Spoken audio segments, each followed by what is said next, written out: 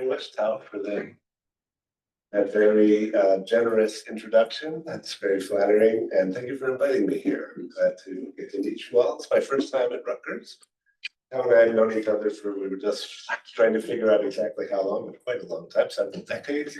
So this is a great pleasure and an honor for me to get to sort of infiltrate your territory. And I understood you guys were doing a Buddhist philosophy class, and I had specifically asked to see the syllabus, so I knew kind of where some of you would be. What I'm going to be talking about today is the Tiantai school of Chinese Buddhism, which starts in about the 6th century CE, and is understood by its own proponents as an extension of, or an exegesis of Madhyamaka philosophy, which you guys have been working on. It's rather a controversial topic, though, how exactly these things fit together.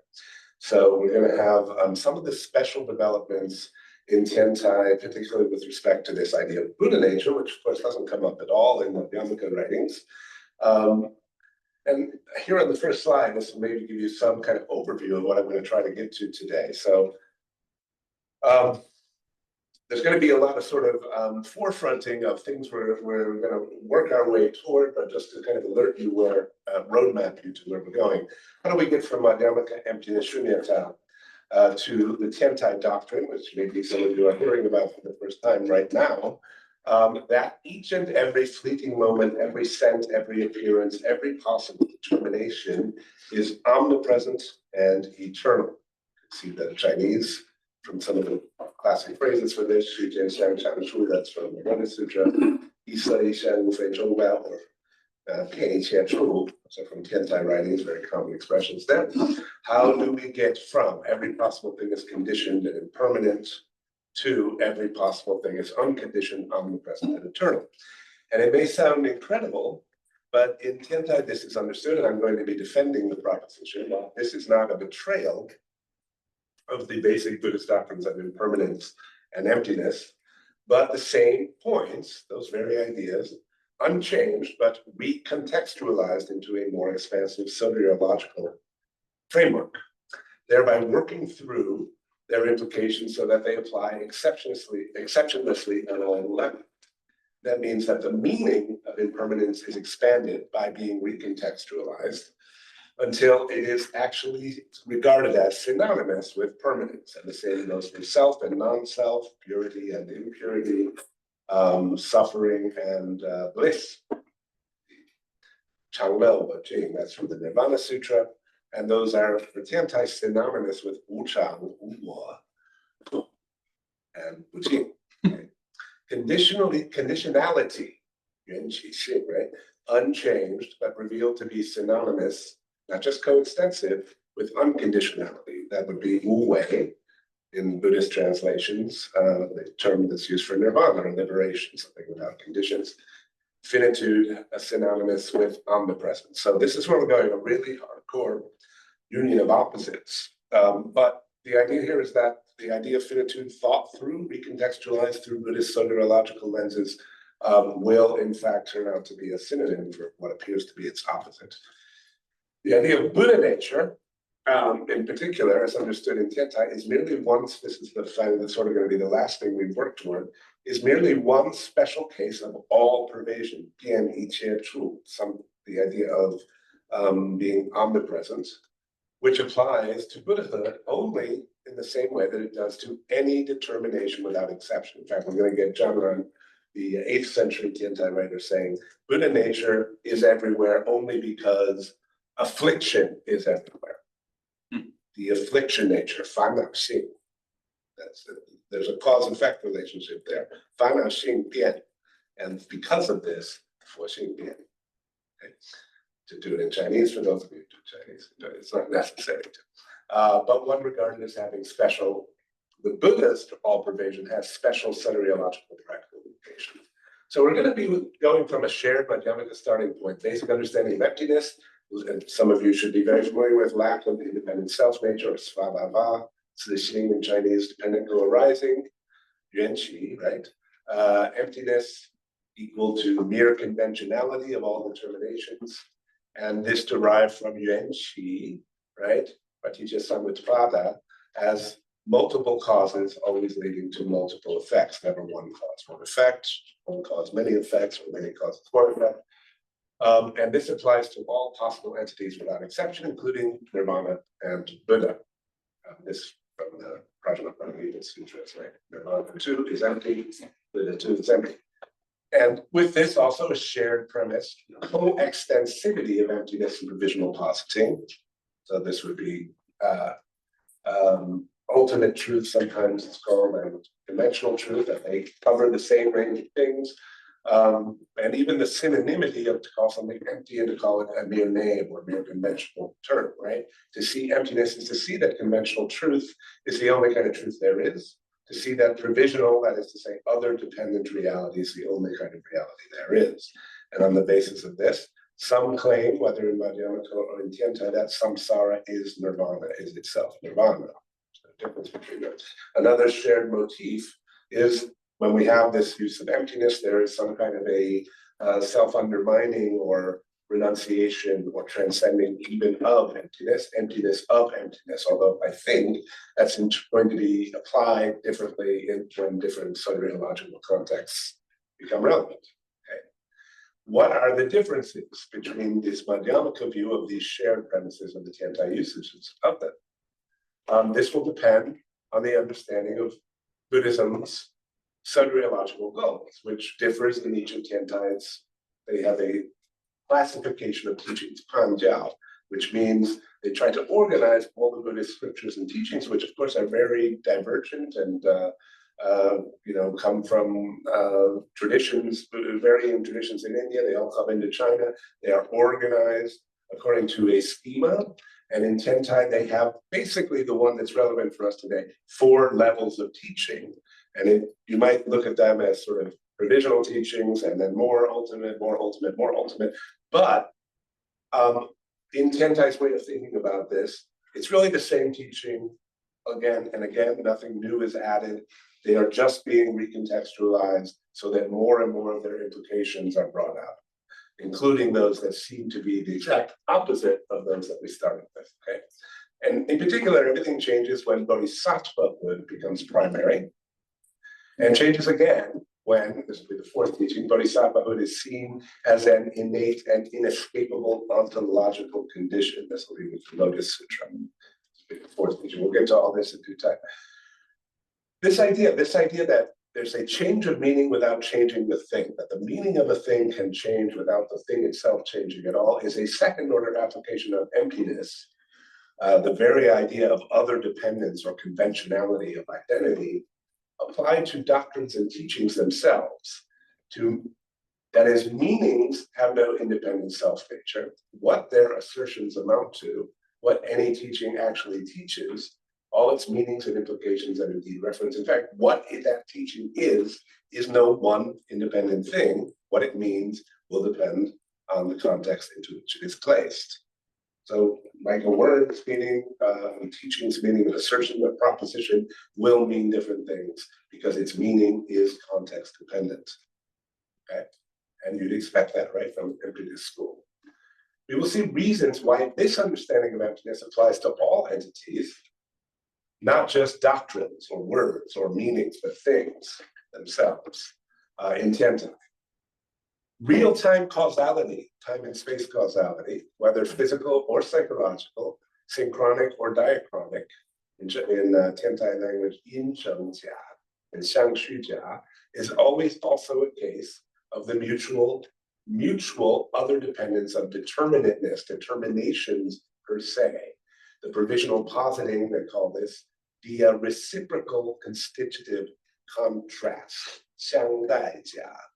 Their examples would be long and short. They are causally dependent on each other in the sense that they derive their meaning from their exclusion of one another, being and non-being, presence and absence. And all the things we call physical causality depend on that sort of necessary distinction through a relationship to a conceptual contrast, a constitutive contrast.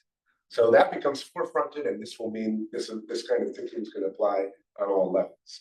But this interpretation of emptiness itself belongs to the 4th of the 4 teachings I'm going to discuss. So today's agenda I'm going to first sort of preview that fourth teaching, that what they call the integrated or perfect or round teaching, after which we will come back to situating it into the four teachings and their soteriological motivations, and then the implications for the all-pervasive of Buddha nature. So here's a way to think about this, that the expanded implications of emptiness as we work it through the Tiantai system. Okay? I'm going to have to turn around because my eyesight isn't good enough to be that. so Tiantai's expanded implications. Emptiness construed not just to mean dependent on causes and conditions to appear, yet appearing thereby is fully determinate, whether for an instant or long run. Non-arising of a determinacy is not merely the absence of ontological status or an unproblematized determinacy. Rather, the content of what is experienced but unreal is determined by external factors. But these determining external factors are themselves without independent character. How they determine the determined also without definitive character. So multiple causes means multiple contexts, which means multiple meanings, even multiple identities for whatever that contextualized thing is. I'll give you examples later. Now, if everything gets its identity from its relation to a context, you might think, well, we need to look at things in the context of the whole, and then they will have a fixed, definite identity, right? If that would give you what the definitive contextualizing factors are, and they would all have a way of fixing one unique identity. They say this would seem to point to holism, with the final horizon of determining context being the whole. But unequivocal determinations cannot be established by the whole, because the whole is itself without any univocal determination. Why? Because, again, determination depends on relation to an externality. Things have no self-nature, no meaning can establish itself. It depends constitutively on a contrast. And the whole, by definition, has no outside and therefore has nothing to which it can be constitutively contrasted. So the idea here is that if you were to say everything in the universe is white, or if you were to say everything in the universe is black, those would not be different. Because white has its meaning because it contrasts to some other existing or thinkable thing. And if everything were white, we would not have a conception of white, right? Nor of black. So holism, if you accept this premise that meanings are derived from the contrast, the whole, considered as a whole, can have no univocal determination. Hence, there can be no unambiguous determinations. Contextualism with infinite overlapping and conflicting contexts where no final contextualizers can contextualize unambiguously is the situation we're left with. And I have one other point before we get to the meat of this. The exclusion of something is also a something, which is to say the unreality of any X means the unreality of any possible exclusion of X. So if all things have no self-nature, as Madhyamaka and Tiantai claim, and that means this cup has no self-nature, it also means the absence of a cup has no self-nature. So if this cup cannot be found, neither can the absence of this cup be found as a definitive fact anywhere. That means this cup can be found as much here as anywhere else. And now we're getting close to that meaning of pervasion or omnipresence, right? A blank of freedom from all marks, wuxian, for example, I'm quoting some Zhao there, wuxian wei wuxian, wuxian qi wei xian, right? If you take marklessness as a mark, marklessness becomes a mark, right? Because why? What's the definition of a mark there? Something that excludes other marks. So the lack of all marks, if it really excluded all marks, meaning characteristics, would itself be a characteristic, would have a definite identity, right? Okay, so no view is also a view for the same reason. If you reject all views from a Tiantai perspective, that's a view. Okay, no thing is also a thing. Something is nothing more, nothing less than the exclusion of some other something. Madhyamaka, therefore, is understood as the deconstruction of the categories of same and different, of E and E, right? Bu E. Neither same nor different, neither being nor non-being. Emptiness of emptiness, not as a further apophatic direction to silence or something, but in fact as a reversal back to marks, to characteristics, to things, to theories, to views. Okay? Now, question in Tiantai would be, what can be literally neither with marks nor without marks? Because it can't just be without marks, right? And it can't just be with marks. Neither same nor different, neither present nor absent. Well, it's what we were given in those first 2 points. It is ambiguity. So one way to talk about how emptiness is now going to be understood, emptiness means ambiguity, ontological ambiguity. And I'll have more to say about that. Each determination is intrinsically indeterminate. You'll see this transition in Chinese Buddhist writings from Wu Zixing to Wu Zixiang to Wu Dingxiang. Okay, has no definitive, definite marks. It's not the same as having no marks. This is the case both in delusion and in enlightenment. Let's skip that for now. So, to be merely conventional or to be empty is to be ambiguous. To be conventional is to be neither absent, non-existent, nor there, ultimately real. To be present, but as illusion, means entirely reducible to what is qualitatively otherwise, right? The stock example is like a mirage of water that turns out entirely, upon further examination, right, put into new context to be non-water, right? So I see it from afar, it's water, I go touch it, it's not water. That means 2 different contexts for that thing, examining with more organs, right? And from more perspectives. But in a Madhyamaka and a Tiantai perspective, that doesn't mean it's really not water and only illusory water. They're both illusions. An illusion just means what can be reversed, seen as entirely otherwise. But now that's a reciprocal reversibility. So that water can be seen as non-water, and the non-water can be seen as water, and neither is more ultimate. What do you call that? That move is how we're going to be understanding emptiness from now on. So when we say all is illusion, but there's no contrasting non-illusion, that changes the meaning of illusion. It means present, but always alternately readable, ambiguous. The emptiness of emptiness, I already mentioned. It's not only in the sense of emptiness being synonymous with being conventional only, other dependent, but also in the sense of being deceptive, okay? To be empty in that sense. Emptiness is illusory in the sense that it's also reversible, it's also ambiguous, turning out to be entirely otherwise readable, that is, as non-empty. So not a straight line further into apophaticism, to negation, but a circle returning to non-emptiness, to Marx. The two are not, and it should be, is not only coextensive and synonymous, but also opposed, that is, emptiness and the presence of marks, or emptiness and non-emptiness, right? They're synonymous, emptiness of emptiness, it's just a further working through of that, but there is a defining contrast between these two, emptiness and provisional positing, emptiness and conventional. They are synonyms, but they're also contrasted. And if they weren't contrasted, there would be no identity there to be identified, right? They only get a content through their contrast, as we were saying about the whole, okay? So the defining contrast and the subsequent dissolution of that contrast are both necessary, and that's a very typical Tiantai move. It's not mere, now here's the toughest part, it's not merely the fact that X is merely conventional is synonymous with X being empty, but what X is conventionally posited as, the Xness of X, is synonymous with emptiness.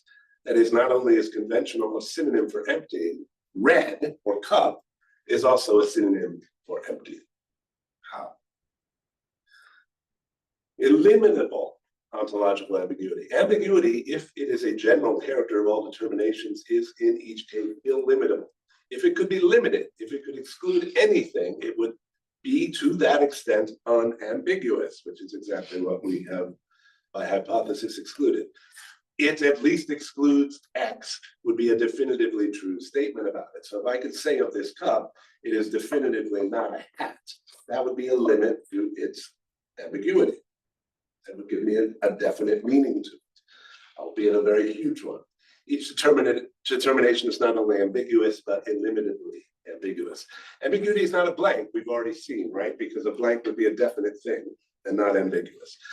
Total exclusion of determinations, that would be another determination. But more, it's not vagueness or blurry indeterminacy either. It's always determined in some specific way or other, because always determined or viewed within the context of some particular set of causes and conditions. It is always some mark appearing, and it's a definite, clear one. Each entity always appears in the experience of a sentient being as something entirely concrete, clear, and distinct. But since there is no limit to potentially relevant causes and conditions, or horizons of relevance, each of which would determine it differently, there is no final, finite set of determinations for any of these clear and distinct appearances. Okay, so local coherence is global incoherence. Another way to put that, local coherence is never lacking, nor is there ever any such thing as simply incoherence. It is not anything at all. I can't identify it in any way. That would just be identifying it in a certain way. As blurry, as unclear, that's still a determinacy, right? You can't escape determinacy and you can't escape indeterminacy. In fact, they are mutually contrasted, but synonymous. Okay, so those are the extended implications of emptiness. And Tiantai posits three truths, not two: emptiness, provisional positing, and the middle. Right? We've expanded, I'm not going to read this, I'll summarize it. Okay, but one thing that happens is, however you may understand prior conceptions of conventional truth, it is still thought of, I think, in most of the Indic Buddhist systems as somehow truth apt, as they say, right? It provides a standard by which to say what is and is not a conventional truth, right? So we can say it has to be part of a shared linguistic community, right? Or it has to be relevant to communication among some beings.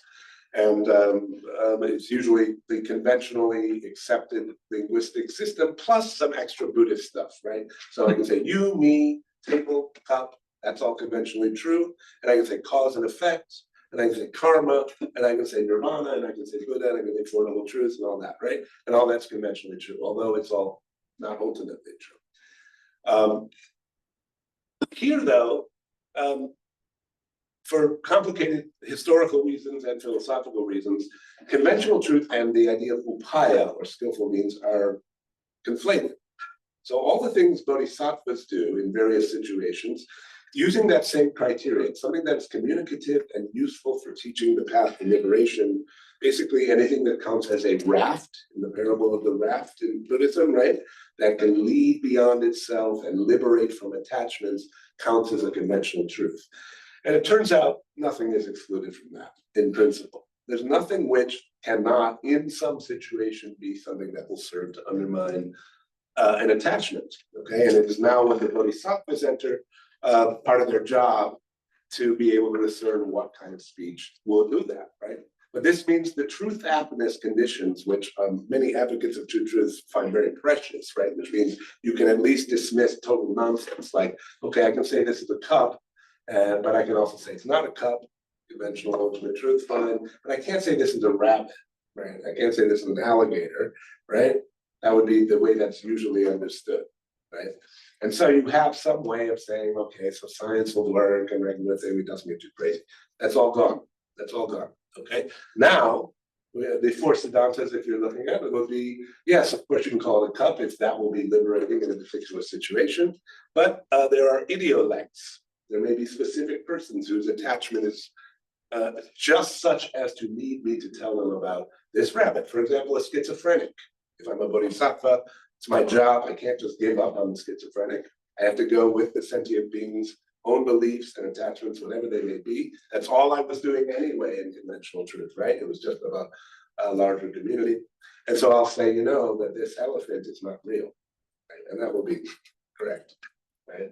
Or I can say that, don't worry, this elephant's not going to hurt you. That could be a conventional truth. There's also the remedial one. I just listed them here, where I will say the opposite of remedial, specifically to undermine your prior attachments, right? And that will be right for the same reason that it is useful in some context in an intersubjective exchange with the bodhisattva to liberate from an attachment. And I won't go into the fourth one, ultimate meaning, which is important though, because again, the view beyond all views is here regarded as just one more upaya, okay? It's not any different status. And so ultimate truth or emptiness and provisional positing are an equalizer. There's no more hierarchy between them.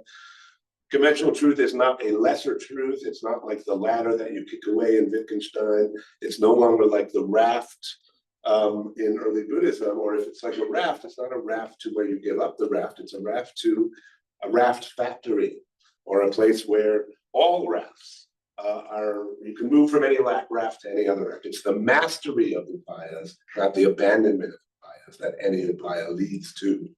That's part of the conventional picture.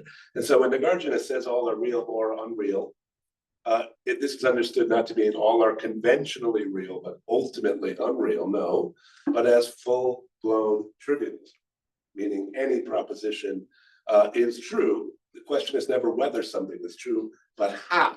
In other words, what's your job now to contextualize this in such a way, this is what you do as a bodhisattva, to make it true. That is to say, liberate from narrow attachments that lead to suffering.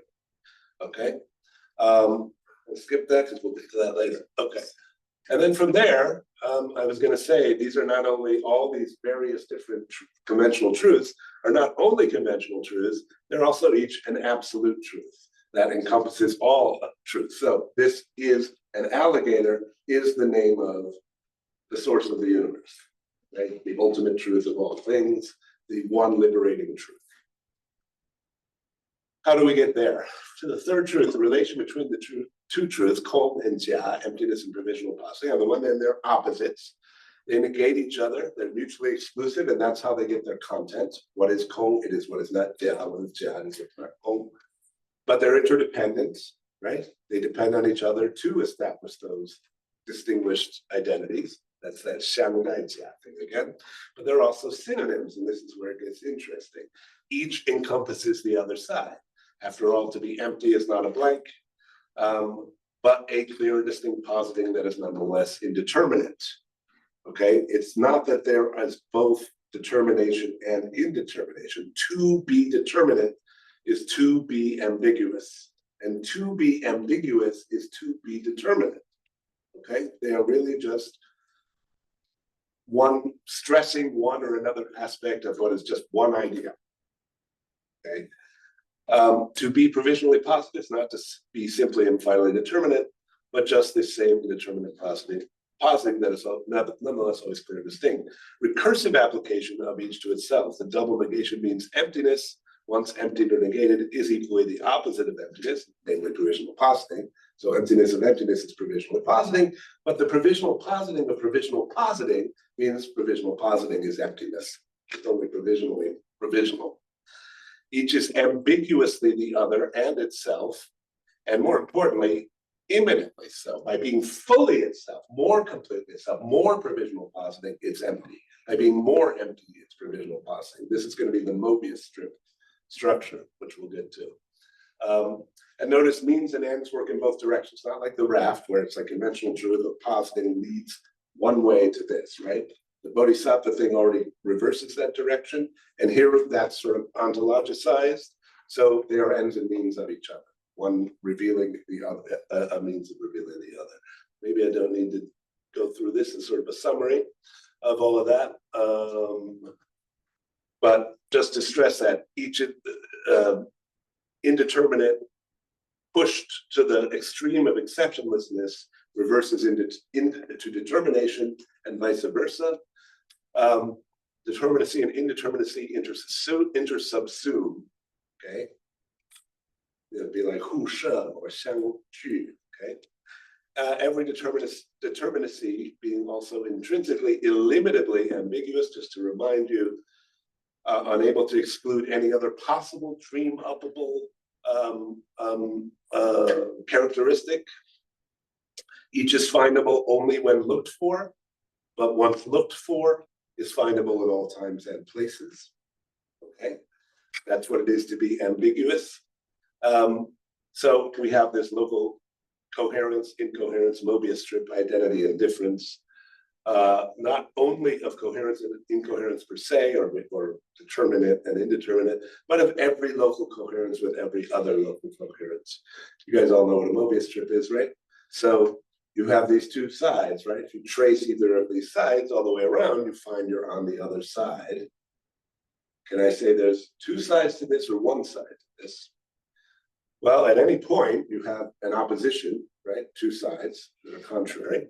But if you just lean into either of the one-sided sides, you find it encompasses the other side. Okay. Same goes for the edges. Now multiply that by 3,000. Every determinacy works like that with every other, and you'll have something like the Tiantai picture of the implications of emptiness and provisional positivity. So to sort of sum this part up, so if we could say in Madhyamaka that what appears as a cup is not really a cup, but the appearance of a cup is an appearance of only and precisely a cup, right? It is certainly not appearing as a hat. It is neither cup nor hat, okay? But it is appearing only as cup, so don't attach to it as a cup, and so on. In Tiantai, what appears as cup is not really cup, which means it is not definitively appearing as cup. To be really cup or really X would mean just to be definitively appearing as cup, to the exclusion of any other determinacy.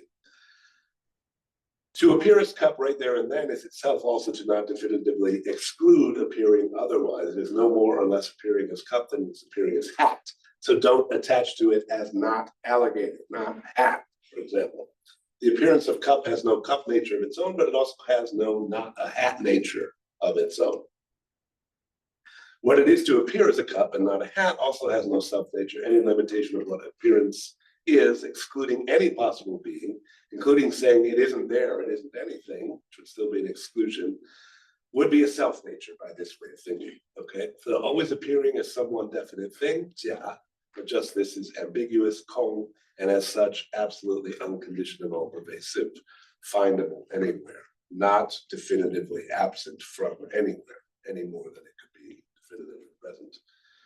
All cups, since all cups are like this, the definition of appearing as cup will have to include also the non-exclusion of appearing as hat. Okay, the meaning of those two terms has changed in this move. So cup in this revised sense is cup, hat, etc. as cup. In Tiantai they'll say the 3,000 liquidities, all possible characteristics as this characteristic, as being the key word there, and also equally cup, hat as hat. You'll get more examples. The two sides as one side of the Mobius strip, for example, and we'll get into another Wittgenstein-y example in a second. Maybe the second and last point is where we want to transition here. Not only can what appears as cup appear as hat, it always already is appearing as much as hat as it is as cup. Appearing now rather than then, or this way rather than that way, or to me rather than to you, are also only appearing as such, have no self-nature, are never definitive, are always also contextualized otherwise.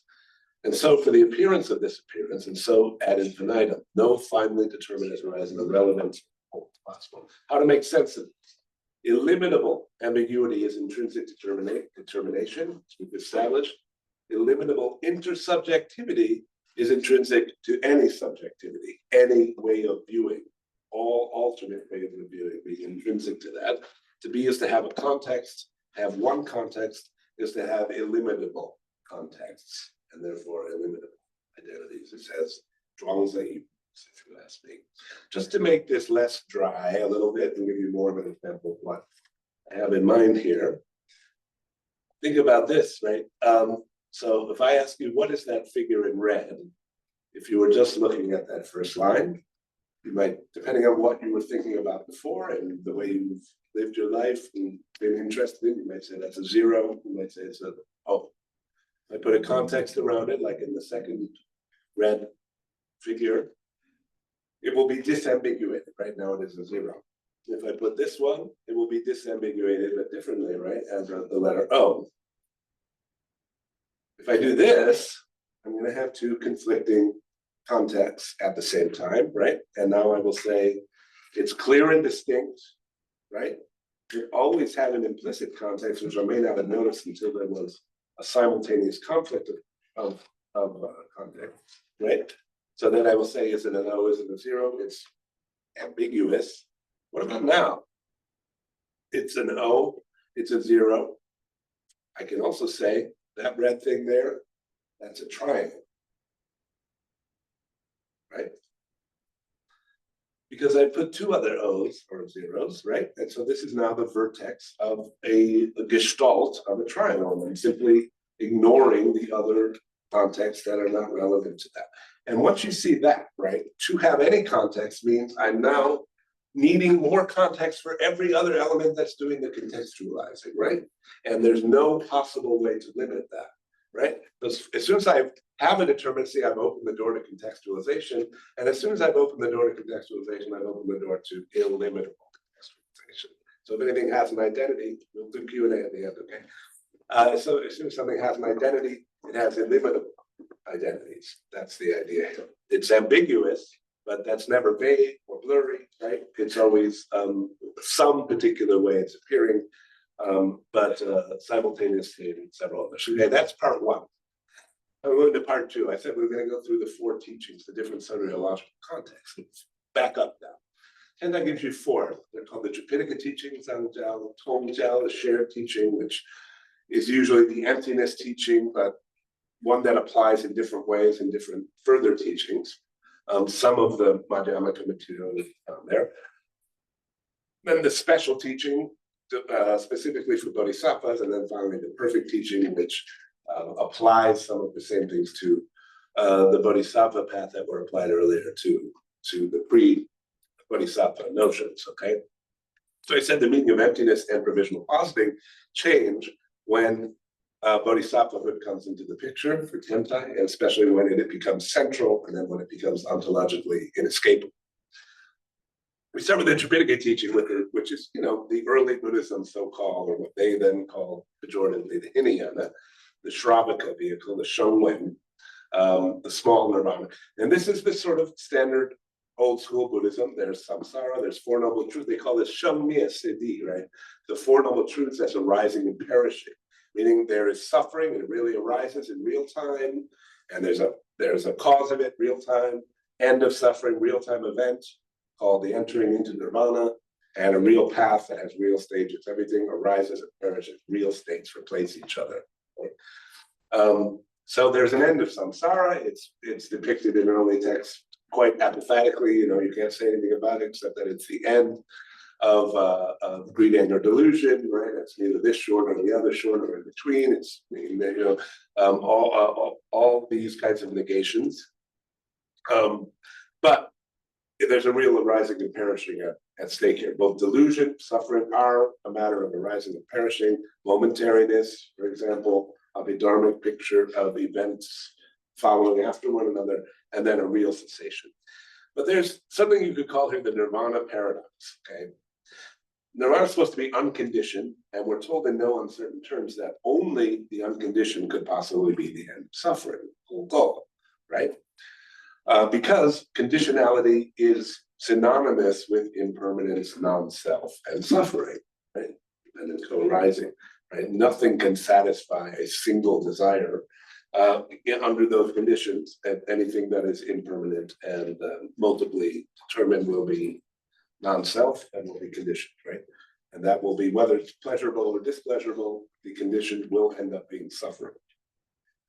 Okay, so only what is unconditioned can be the end of suffering, but what is unconditioned must be omnipresent and omnitemporal, because otherwise its presence is conditioned by being in a certain delineated time or place as opposed to others, which is a condition, right? So the idea of attaining or accomplishing the unconditioned is a straight up contradiction in terms, right? And that's fine, in Buddhism, they just treat it as kind of a religious mystery. It's an apophatic thing. We can't tell you, you wouldn't understand anyway, it's the arrow, right? So, but it actually is a motivating factor for the development of some of the new doctrines we're going to get in the Mahayana, including the Buddha nature doctrine, but also the empty nature of all things. How can the unconditioned ever begin? That would make it conditioned, nor could it exclude the conditioned, samsara, because that would also make it conditioned, right? If the unconditioned could exclude the conditioned, that would mean that it exists only on the condition that the conditioned is absent, which is making it conditioned. It's the same logic we had above.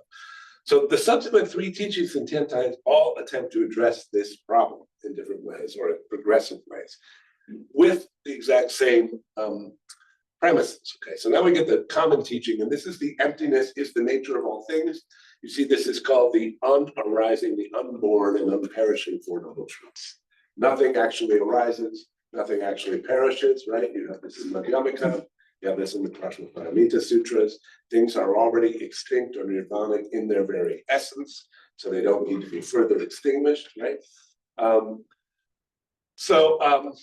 Samsara is nirvana, you can now say, right? This solves the nirvana paradox, right? Because it says, of course, nirvana never has to begin, never has to cease. How could it? But what you're calling samsara is actually, if viewed correctly, if seen as empty, if seen as merely conventional, is already nirvanic, right? What you have there, though, is kind of a pushing of the same problem now to the epistemological level, which is to say, now there's an unchanged reality, right, which is just dependent co-arising, and it can be seen either correctly or incorrectly, right? Now, the seeing of it correctly would seem to be conditioned, right? It depends on certain things happening and you grasping or ungrasping certain doctrines.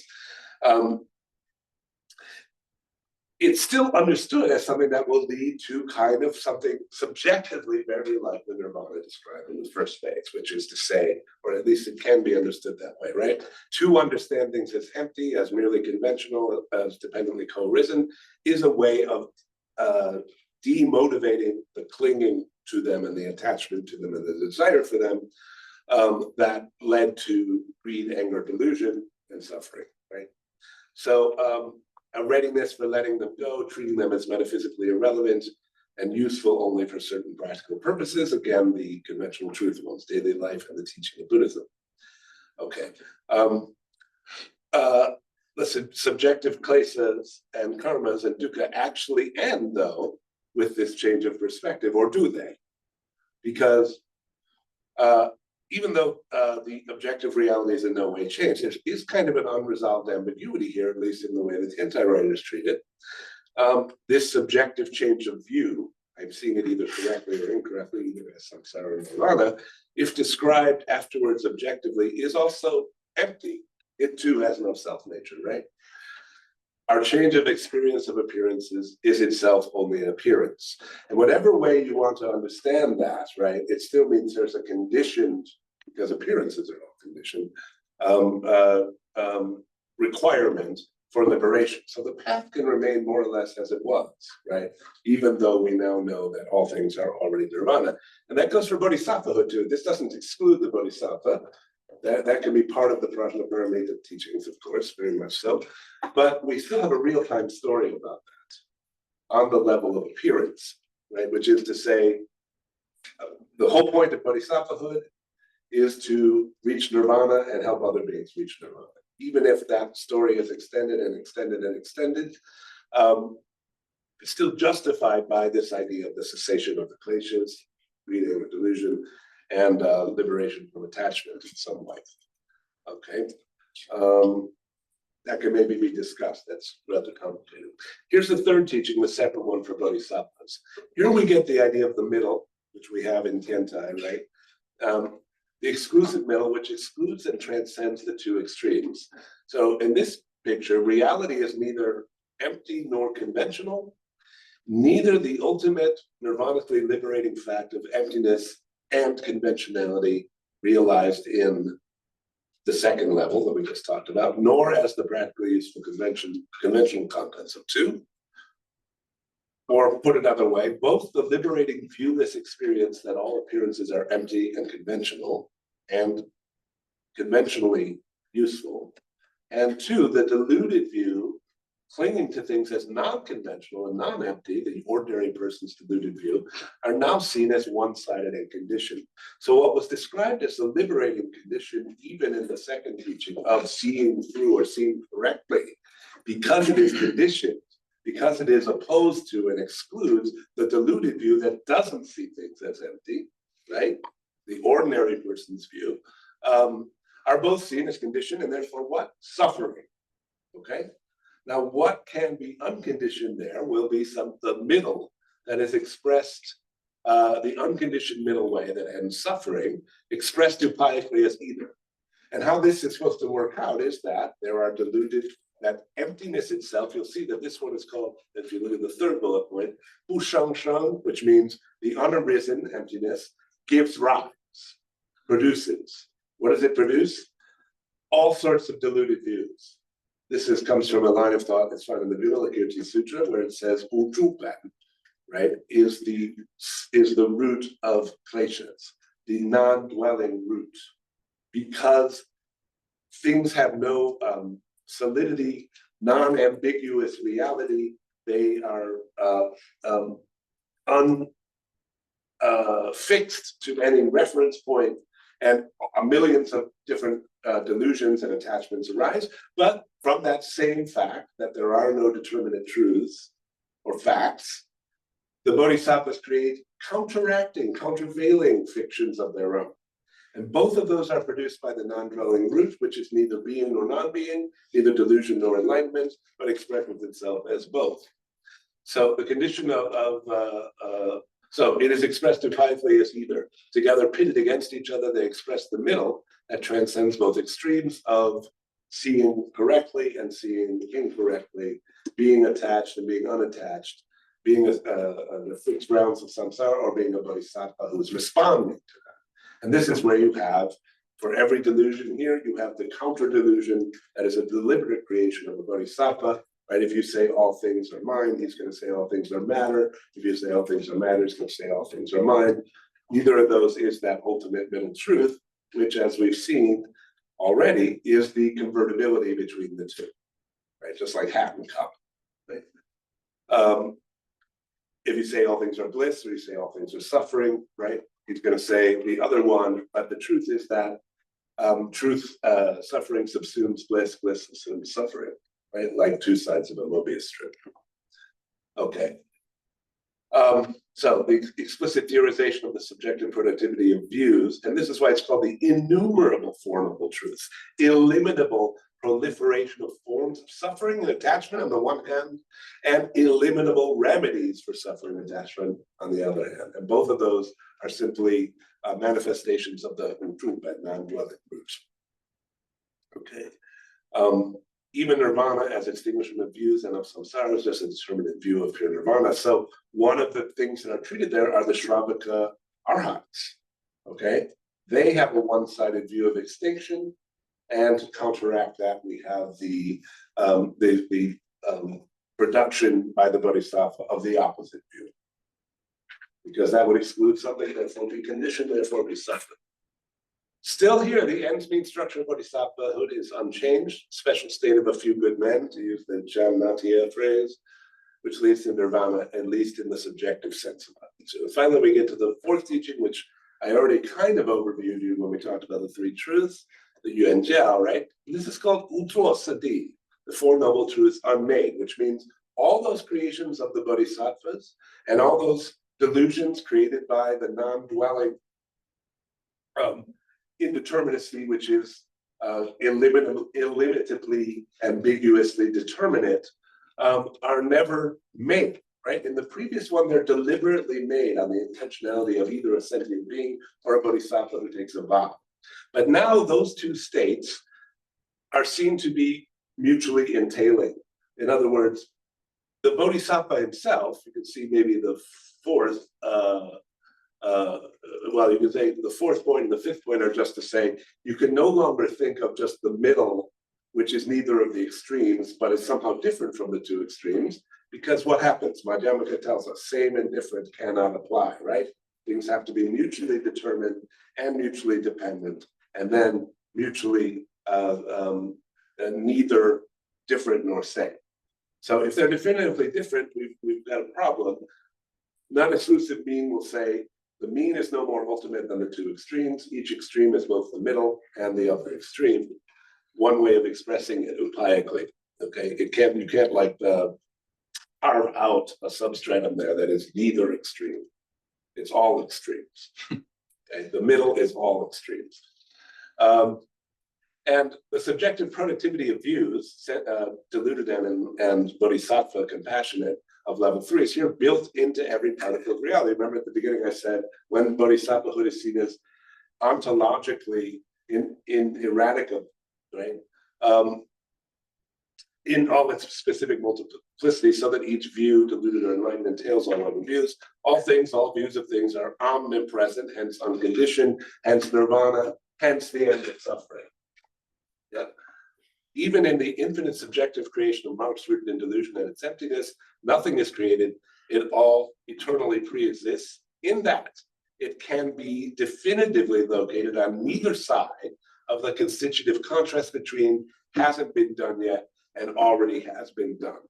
So a bodhisattva does something, creates a new view. Now we have to ask, before that deed was done, that intentional deed, and after, have what relation? Guess what? They can't be the same and they can't be different, right? Like any other two states. That's the diachronic application of the same idea. So whatever gets done retroactively now appears throughout time in both directions. Okay? The very idea of limiting moments and events to one sector of time is regarded on the neither same nor different premise as incoherent. Okay? And what comes with that, bodhisattva no longer leads to Buddhahood, it is Buddhahood. And the same goes for all the other realms, all pivoting on the non-arising and unmade nature of bodhisattvahood. And this gets us into, so like any other quality, bodhisattvahood is neither findable anywhere nor excludable from anywhere. As Juri, the founder of Tiantai, says, which one is the liberated, which one is the liberated? Shui wei neng du, shui wei suo du. Right? In the fourth teaching. Now I'm going to give you, that's all very dense and heavy, but I want to sort of present you with sort of the motivation from this from two important sutras that are not part of Madhyamaka thought, but are extremely important in Tiantai. These are the Lotus Sutra and the Nirvana Sutra, and this is where we're going to Buddha nature language. There's a setup punchline relation to understand this neither same nor different relationship coming out of the Lotus Sutra, and I'm just going to summarize it. It's a way that we can understand how the very exclusion of something is the form in which something is present, or in which its absence is the form in which it is present. So this is the Myafa Nyanamajiva Saddharma Pundarika Sutra, and it has this weird idea in the second chapter. It says, the Buddha is out there and he says, I teach only bodhisattvas. All you guys who thought you were Shravakas, even you guys who thought you were Arhats, who thought you had already achieved nirvana, there is no such thing as that nirvana. That nirvana is just a phase of your bodhisattva practice. You guys are all bodhisattvas without knowing it.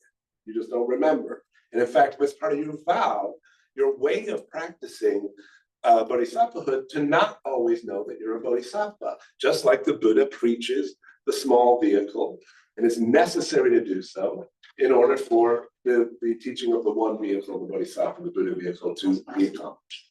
So you have to not do it for it to be done. In other words, it is present, it is accomplished in its very or as its very absence. So even the denial of bodhisattvahood is a way of doing bodhisattvahood in that story. Are we good here? Yeah, well, don't mind me. Okay, the technical term here, Kaichen Xianshi, and this structure where something is posited in contrast to something else, right? Arhat versus bodhisattva. And then the bodhisattva is revealed as someone who takes all forms as a way of working towards Buddhahood. One of those forms, it turns out, is the very denial of bodhisattva itself. And it's claimed here that, at least in these cases, it couldn't be done any other way. You can be a bodhisattva without knowing it. In fact, precisely by not knowing it. And this text says, I teach only bodhisattvas, which has this sort of performative, self-fulfilling nature to it, right? Because if you read the teaching from the Buddha, I teach only bodhisattvas, that obviously means you are a bodhisattva. Because he's teaching you. Right? So if that's the case, on the one hand, you don't have simply the claim that everyone is a bodhisattva. You have the claim that everyone that I teach is a bodhisattva, but which means anyone who knows the word bodhisattva is a bodhisattva. And this is because that word is taught by the Buddha, right? So this is a great instance of how something, by appearing, however contingently, makes itself universal in all directions. Once it's there, findable everywhere. First, the Lotus Sutra just does that with bodhisattva. and specifically in its relation to the small vehicle. There's another thing that happens with this is that the relation to upayas, we've kind of already touched on this. To save time, I won't go through this, but if you think of the lost son story in the Lotus Sutra, you'll see that it works very differently from the raft parable, in that the upayas used to bring the son in the story in are exactly what he inherits at the end. So the skillful means are not abandoned. The skillful means that lead you to Buddhahood are what you get at Buddhahood, as I was saying before about the mastery of them. And then there's a second part of the Lotus Sutra, chapter 16, where the Buddha-Bodhisattva relationship is altered. Because there, it's a very famous moment where the Buddha says, everyone thinks I became a Buddha 40 years ago, but actually I've been a Buddha for trillions and trillions of kalpas. Okay? And the way this is understood in the context of Tiantai thinking is not, oh, there's an eternal Buddha like a god. It's rather that all that time, when we know the Buddha was a bodhisattva, he now looks back from the point of Buddhahood and says, oh, being a bodhisattva was being a Buddha. In other words, to be a not yet Buddha is a manner of being a Buddha, in just the same way being a not bodhisattva is a way of being a bodhisattva. There was no other way to be a Buddha. It's again an instance of something by appearing, by its own self-recognition, positing its own presence everywhere around it, right? All of its prior conditions. So we are all bodhisattvas, piously transformed into shravakas or other things, like college professors or students.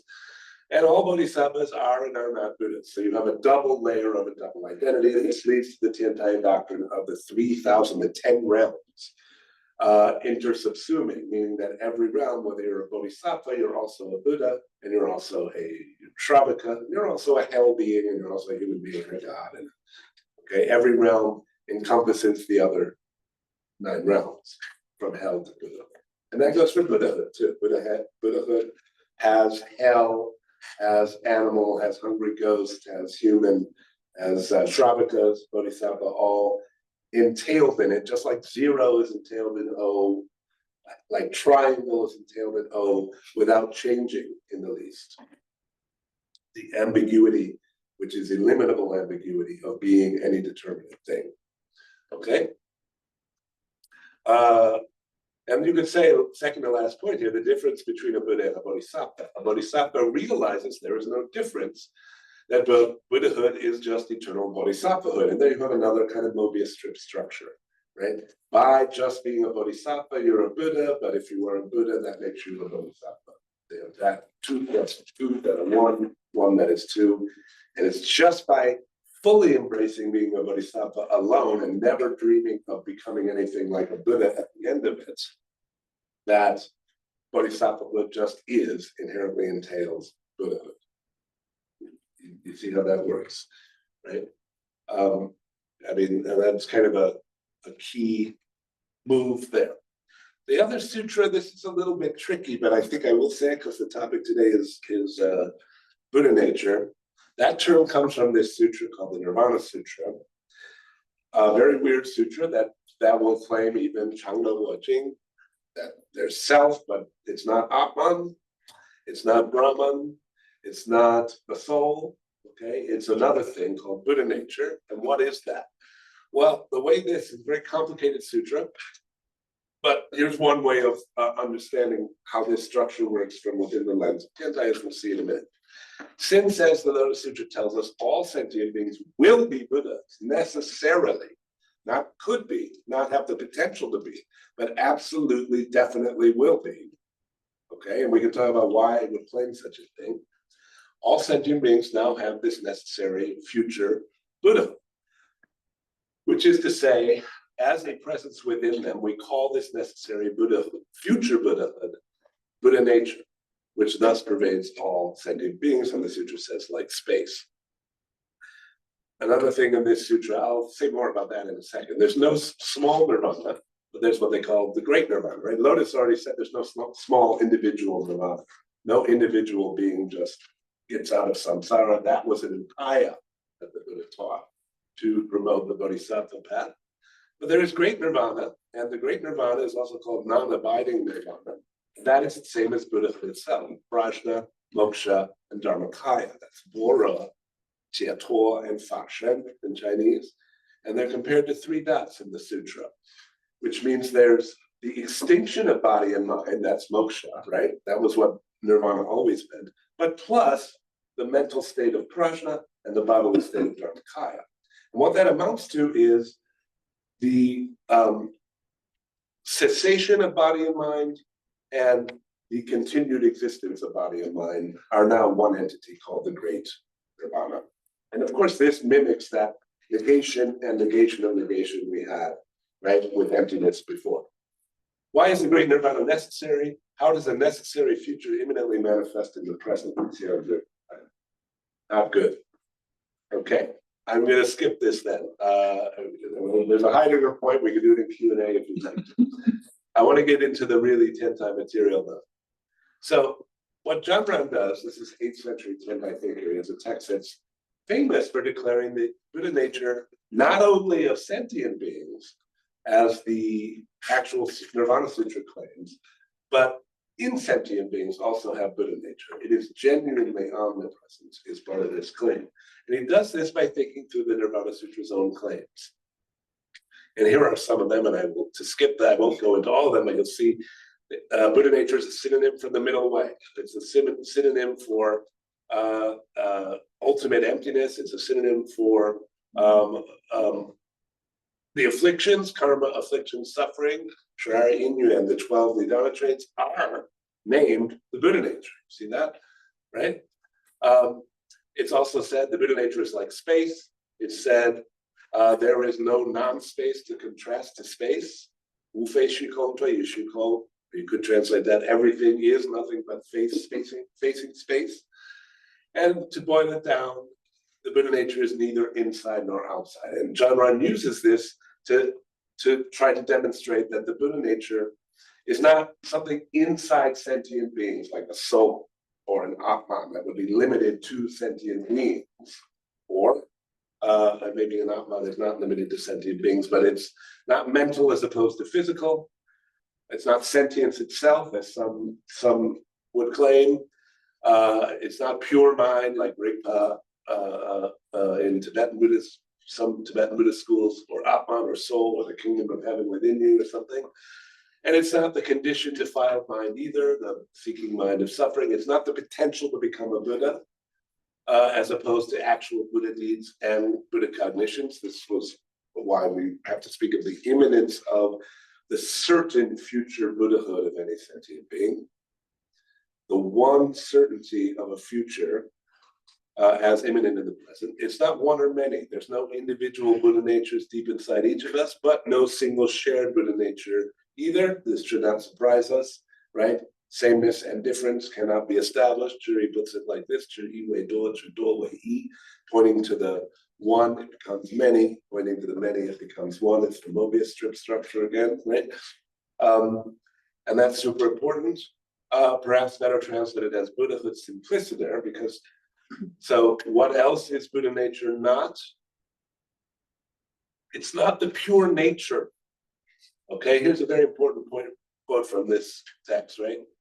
Janran says, worldly people of this generation say ordinary sentient beings presently possess only the pure nature, qing jing zhixing. But when the cultivation of the myriad practice is applied to it, this serves as the substance or the tea of enlightened Buddhist meritorious function, the very thing that does Buddha deeds. So the idea there is you have this thing in you. Right now it's functioning in this diluted way, but that very thing unchanged will someday be functioning, if you apply certain practices to it, will be doing Buddha things, right? Being compassionate and wise and understand reality and all that, right? Janran says, and this would be, thus it is only when they've reached the stage of fruition, in other words, become Buddhas, that this nature has great function. So in other words, this is what worldly people of this generation say, right? You have the same nature as the Buddha, but you're not applying it the same way. And Janran rejects this view, right? He says, but this would mean that Buddhists have the sentient being nature, not that sentient beings have the Buddha nature. Okay? This means that what the Buddhists have is something that sentient beings have, has everything that sentient beings have, but sentient beings don't have everything that Buddhists have, right? So it's 佛有众生性, which is 众生有佛性. Okay. Similarly, if they say that sentient beings only have the Dharmakaya, but not Sambhogakaya and Nirmanakaya, which are the Bao Shen and the Yin Shen, that would also mean sentient beings are identical to sentient beings, not that sentient beings are identical to Buddhists. Why? Because just having the Dharmakaya without its functions is a definition of what a diluted sentient being is. Right? Okay, so it's not this inner essence, the Buddha nature, right? Rather, it's a term with all this long-winded stuff has been leading up to. It's pervasion of all places. So cannot be limited to any one place. Or as he says elsewhere, although each and every one of these things pervades all places, they also have no position where they are. And that's what it means to say neither inside nor outside. And this word pervasion, any inside or outside of anything, right? This is just another term for the three truths, the impossibility of definite sameness or difference, which is equivalent to say the impossibility of definite insideness or outsideness.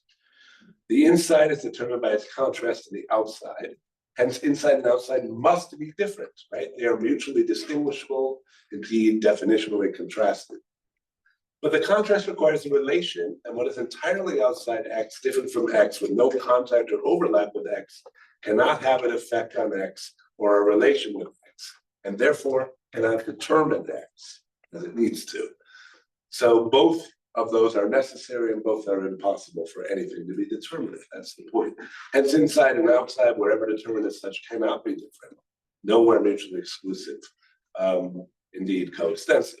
So when we talk about pervasion, we mean this not in the way that you could say blue pervades this painting, right? Everywhere is some kind of blue, but not reversibly, right? There's a hood, and the hood is blue, and the shirt is blue, but the blue is not shirt everywhere, and the hood is not, and the blue is not hood everywhere, right? There's a one-way relation of pervasion. What we have instead is something more like the duck rabbits, okay? Which means everywhere duck and everywhere rabbit. Duck is pervaded by rabbit, which is going to entail also that rabbit is pervaded by duck, and yet they are definitionally mutually exclusive and opposite. In fact, definitionally so, right? So everywhere coextensive, but everywhere contrasted, okay? That's what we mean going back to ontological ambiguity. To put it in a formula, the three truths is determination, is ambiguity, is all pervasion, is omnipresence. Exceptionless pervasion changes the meaning of pervasion. Pervasion, again, is the ontological ambiguity of any presence or of any absence. So no absence is definitive. There's no place where a thing definitively is not, including you, including the Buddha. Right? Not just equivalent to not limited to either inside or outside, like that blue in that painting, but literally also found neither outside nor inside, even outside. Everywhere, only because nowhere, but only because everywhere. And the way to unpack that is to think of a figure like this. X cannot be unambiguously present in any definite locus, but that also means it cannot be unambiguously absent from any locus. But since we are talking about X, it's at least a jia, and in that sense here, and anything that is here cannot be excluded anywhere, must pervade everywhere. And if you think about that figure, for this to make sense, just think of the whole world as the duck or rabbit, the duck rabbit. There are no other ducks, there are no other rabbits. It's, if you think, well, it's an exception that this duck happens to look like a rabbit, but there are other ducks that are nothing like rabbits, right? And there are other rabbits that are nothing like ducks. That's not the case in this model, right? In this case, every single duck there is all there is. The whole world is duck, and there's no other kind of duck besides the rabbit duck. Okay, and just being more what it is, more duck, is what reveals its rabbitiness. Okay, just like the two sides of the Mobius strip. Go all the way into duckness, and you have that. I have just a few more slides, so I'll just finish up. Okay, this is what I mentioned at the beginning. John Ron says the pervasion of Buddhahood is a consequence of the pervasion of any provisional posit, in particular Irfana. So look at this. when we speak of privation, it is because the nature just means the three truths of privation, right?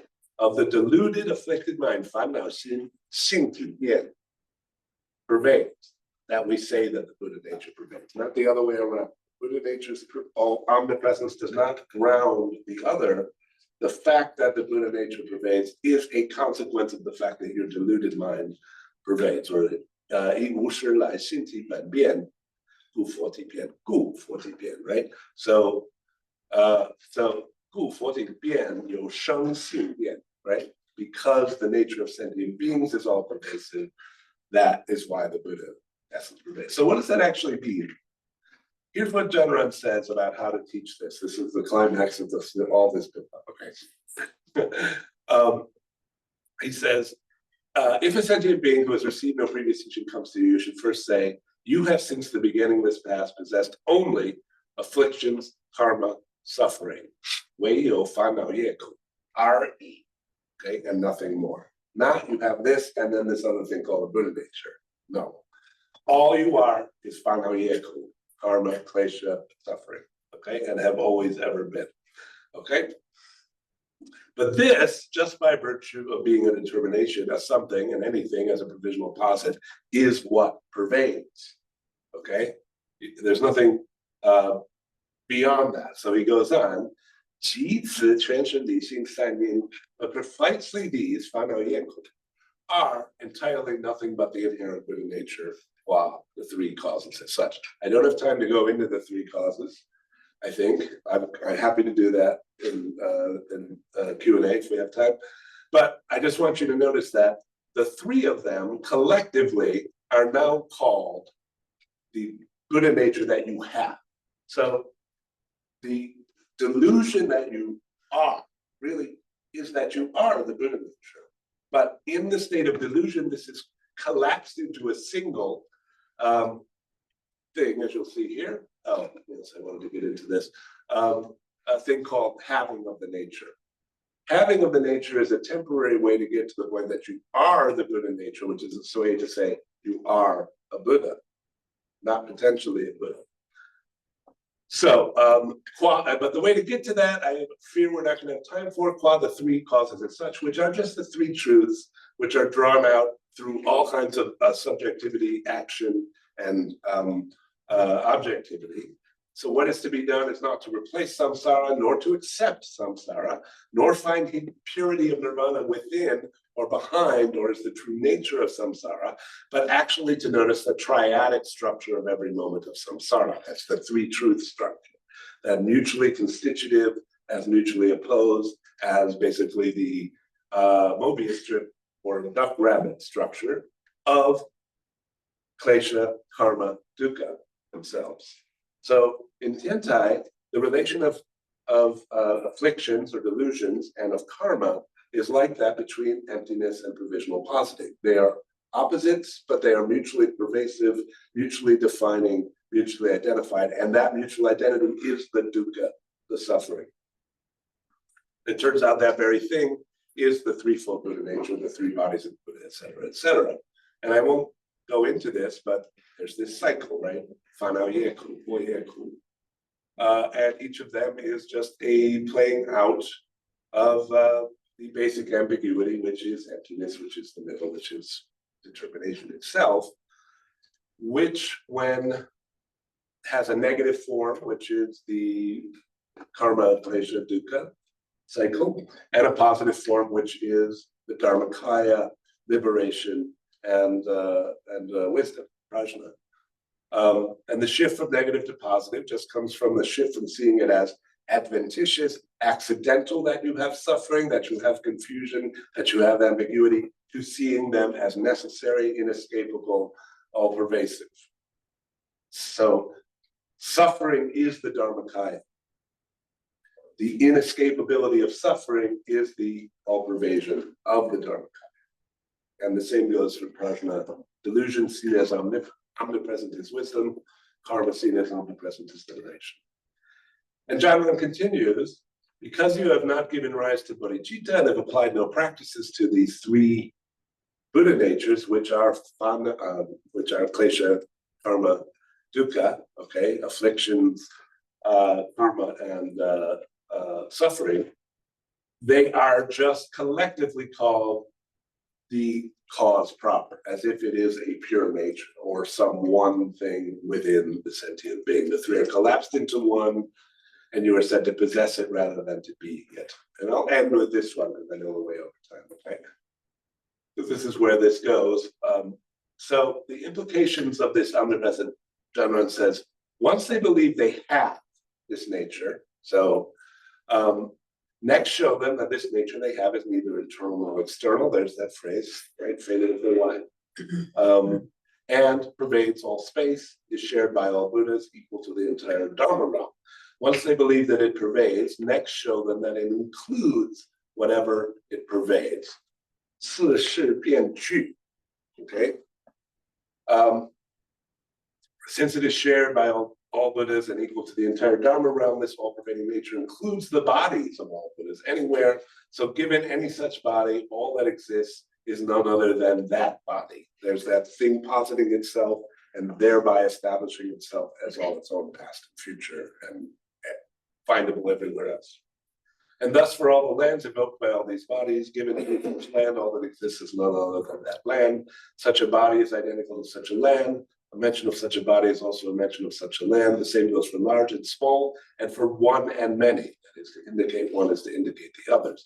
Because sentient beings have that nature, that is one and many, interpervasion of all contrasted terminations, it is called yo xing, possession of the nature. Okay, yo bi xing gu, gu ming yo xing. That's the nature we're naming the Buddha nature. Why do we name it the Buddha nature? It's not anymore the Buddha nature, and if you want, I can try to explain to you why he makes those steps here, but let's just go on. This nature just means pervading as such, right? So again, 真有此性, 故名佛性. Okay, because I and all sentient beings have this nature, it is named the Buddha nature. What nature? The nature that pervades Buddhahood too, and therefore possesses Buddhahood too. And so that very thing that you call the Buddha nature could also be called the fool nature, or the demon nature, or the dung beetle nature, to use a Tiantai trope, the all-pervasion of anything at all. That's the Buddha nature.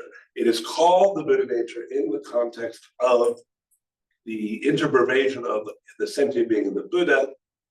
Famously, this kind of line which begins the text: the entirety of hell and all its inhabitants reside completely in the Supreme Sage's own mind, and the entirety of Vairochana Buddha and his entire Buddha land extend nowhere beyond any single instant of the mental activity of the lowest sentient being, the intersubsumption of delusion and enlightenment. So there is no Buddha nature other than the sentient being nature or the hell nature.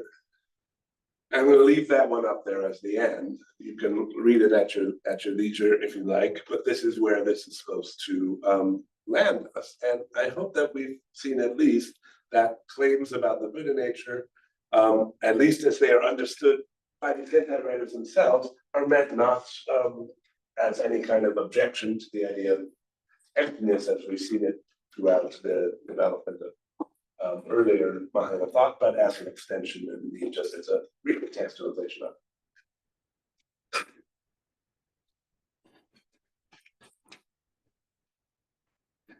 All right, thank you for that quite dramatic Tiantai trip. Those of you in my Nagarjuna class, we are in Nagarjuna right now. If you think that Nagarjuna was out, yeah, try Tiantai. So, well, at least I think we have a lot of sort of a good way into Tiantai after covering Nagarjuna. We see a lot of echoes, a lot of resonance, right? And it's, that's where in China, these Tiantai must take their departure, work out their logical entailment in some dramatic directions, in some ways unexpected. Any questions? We have just a couple of minutes. Okay, go ahead. Thank you for the talk. There's a lot in it, so I'll hone down on one thing. And my area is Indian Buddhist philosophy, so I'm going to try to play Indian Madhyamika to this Tiantai thinker. There's a lot here that I think, even if it's not drawn out in Indian Madhyamika, is compatible in Indian Madhyamika. But there's one thing that's not, and it seems really unmotivated, actually, when I put myself in the mind of an Indian Madhyamaka, and that is the reversibility of the dependence relations. Here's my thought. The Madhyamaka is going to say that, of course, you have a metaphysically indefinite structure of dependence.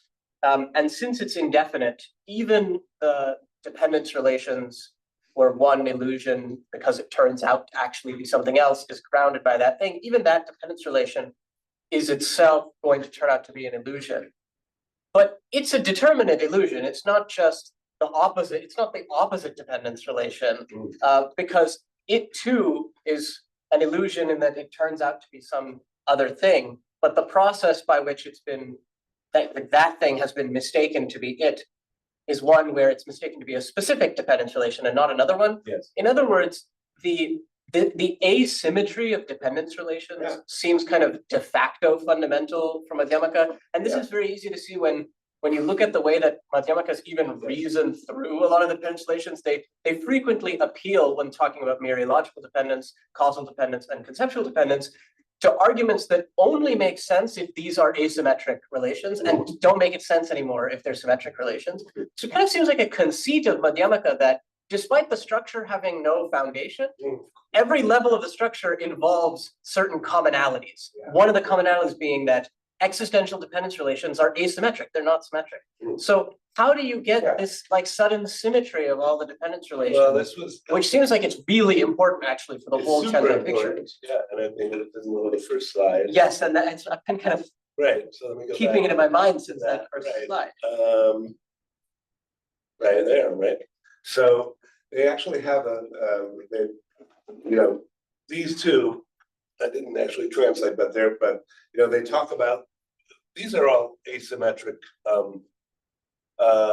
physical and psychological real-time causality. The kind of thing where, particularly the second one, Shangshuta, which is temporal, right? It means there's a prior state that leads to a later state, right? And not vice versa at all, right? And actually in Chang'an, the first one is applied to both, composition, mereological sort of stories, as you were saying, whole part relationships, right? There's a pillar made out of atoms or something like that, right? And not the other way around. But the last one, and it's interesting, I don't know if you would say that appears at all, or maybe just in a limited context in Madhyamaka, right? I should tell you also that in East Asia, Nagarjuna, you have the Karikas, right? Which are translated and commented upon that are very important, of course, but there's another huge text attributed to Nagarjuna, Right. which you may know, where a lot of other stuff happens, right? So the way in which a lot of things in the Karikas are interpreted depend on the way that takes place. But what you will already see right here is to say that always depend upon any kind of relationship of a prior state and an irreversible one depends on, I don't know if I could say a more fundamental, but let's say an inescapable relation of sameness and difference between the two states. So in other words, it would say that an asymmetrical relationship between causes is parasitic on a symmetrical relation between two entities regarded as different. So if they can be, they have to first be established as ontologically distinct for there to be any kind of relationship between them, symmetrical or otherwise, right? And so that's fine, but that doesn't turn the causal relation into a symmetric relation. Well, no, what but the causal relation is the It makes dependence. it incoherent, right? So the application of those kind of reductio ad absurdum arguments you have in Madhyamaka will be, for example, familiar ones, right, from Indian Madhyamaka. The prior state and the latter state that arises from it cannot be simply different, right? But if they cannot be simply different, then the establishment of characteristics that are supposed to belong to them being different, like one being prior, one being late, are also not going to be established, right? Right. I guess what I mean is that relation, insofar, what the Madhyamaka will say is, what we've shown is that is a mere prajnapti or mental construct, but then they're still going to say, well, the process of such mental construction Yeah. is a causal process. And then that causal process will involve some asymmetric relation. But then, of course, that too is just a conceptual construct. But in other words, at every level of the structure, Yeah. going to the next level down shows the structure, the like piece of the structure above it to be incoherent. Yes. But the fact that you moved down Yeah. is itself an asymmetric thing. Yes. So And there's in a kind of way a, that you could say this is, I wouldn't want to say a critique, but I want to say they would regard this as that's an empiric first presentation of the notion of dependent co-arising and emptiness that has to be further opened up, particularly in order to account for the Bodhisattva side of this and the Lotus Sutra Nirvana side of this, seeing them not, again, as something different from what Nagarjuna is claiming, but an implication, right? And that means, yeah, you have to talk about asymmetrical causal relationships, which are part of the ordinary past is different from future picture, right?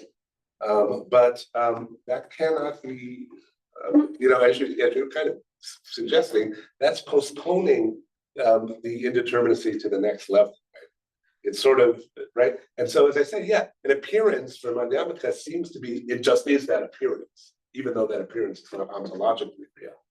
But I think the claim here is that on the premises of Madhyamaka itself, you shouldn't be able to stop there. That you need a strict same and different stopping place in order to be able to assert asymmetry. I don't think that's right, but I think we should talk about this at dinner. Let's do that. Okay, we can have one more question. Yeah. Go ahead. Yeah, thank you for the talk. I was curious, the four teachings that you laid out reminded me of Jizang's 3 stages of truth. And I won't pretend to know a ton about Jizang or Chinese Madhyamaka, which I think is part of, but a similar like logical structure where each stage posits a conventional and ultimate truth, and the next stage takes that distinction to be the conventional truth that then it posits a new ultimate truth for. Yes. And he seems to get to 3 and say, we figured it out, let's stop here, and here we have a 4th. Yeah. But at least in his case, it seems clear that there's no like reason that structure wouldn't just keep going. Yeah. So how does this? So I think, in fact, it's very related to this question, because I think Jizang, he does that, right? He says, oh, there's these 2, but then not these 2, you kind of, and then you stop. But it's linear, right? It's asymmetrical. It's going progressively more kind of apophatically, right? You're doing, there's this, and then there's separating this. That's not what happens in Tiantai with the 4th step. It goes back. We get symmetry, right? We get reversibility. So that's why Buddhahood is going to have to include evil and the hell beings and all that stuff. This is unique to Tiantai, right? This is, but again, I was trying to sort of indicate its basis is in Madhyamaka, but its motivation, you might say, its soteriological goals are derived from this funny thing that happens in the Lotus Sutra, and I didn't get into the Nirvana Sutra, right? Which, there's, you might even say, an ethical idea there about following through on the impossibility of any kind of solution, even like one refined to the 3rd level. Or a reversal that's very limited in extent, right? Any limitation at all is going to make the condition which makes it suffer. Appreciate it. I think, All right, I think we have to end there. Thank you again very much. If people wanted to talk to the speaker, we have a little bit of time. All right, thank you very much.